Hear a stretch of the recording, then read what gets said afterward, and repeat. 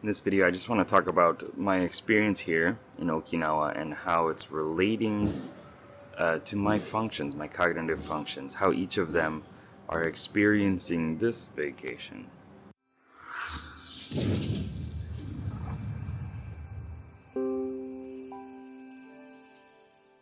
What's up, legend? It's Sherman here from Geek Psychology, helping you find your true character and level it up so you can play life better. Let's just get right into it. I don't have a lot of time, and neither do you, right? So, well, not in life, but right now. So as an INFP, someone who uses introverted feeling, extroverted intuition, introverted sensing, and extroverted thinking as their four main cognitive functions within their cognitive function stack. Simplified, I have these four different characters that I'll talk about within me, these four different parts, and I'll tell you how they work together, right? And how they're experiencing this place. So, first of all, introverted feeling is like the main protagonist, the main hero within my life story. And it's this resonating empath-like character. It's the one that's really tapped into its feelings and the emotions and the values, kind of sifting through what resonates with me, what feels right to me deep in my bones, what's the choice that my conscience would make. And in a place like this, it's just this really relaxing, calming feeling. Like this place feels good. Like it's just peaceful, it's still, it's calm, it's laid back. It's very comfortable for my empath, this introverted feeling aspect of myself. Just kind of looking out at all the stories and the people and the experiences here and how I would exist in a place like this and how it fits me, how it doesn't fit me, and things like that. Extroverted intuition, this innovating explorer-like character.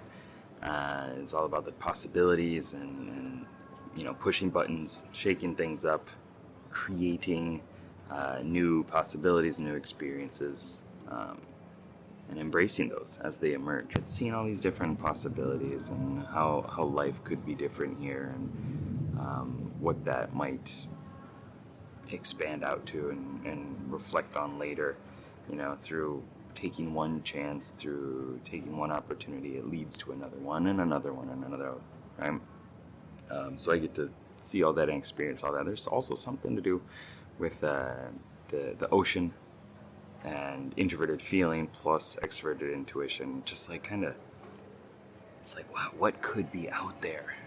Like it scares the crap out of me, honestly, but what could be out there? Like, what lives in there?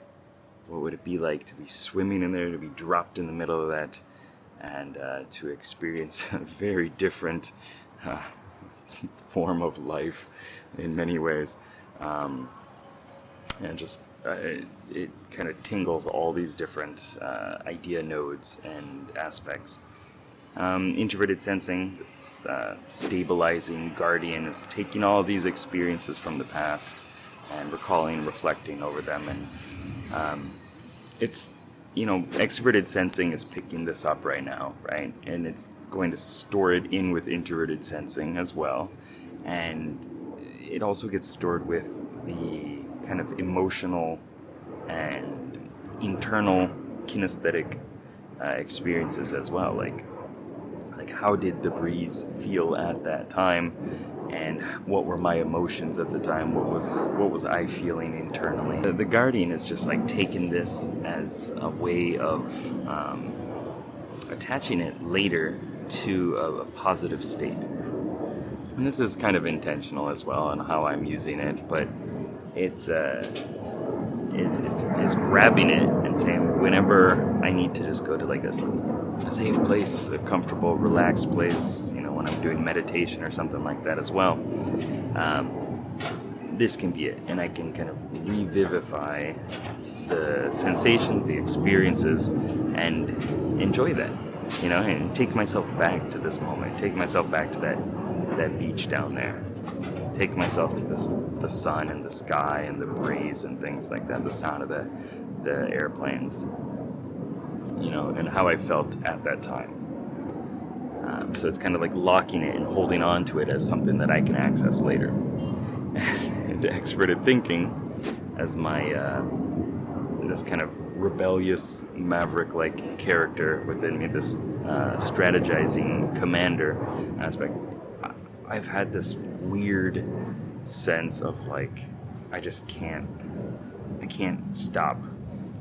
I want to edit videos. I want to do work. I want to, I've been reading all the time. Like I feel like I'm falling behind in productivity, and it's saying like, if you want this in your life more often, then you got to work for it. You got to work harder, and now's not the time to be slacking off because, you don't have this yet. It's still kind of like oddly dissociated and pushing me and even pulling me to experience more of this and to continue to work harder. And it's kind of like amping up a lot of my dreams too. I don't know if I could live here. It's nice. It's really relaxing. But being in Tokyo for so long, and big cities, there's a lot of convenience there as well. But anyway, like it's saying, don't slack off. Gotta keep working.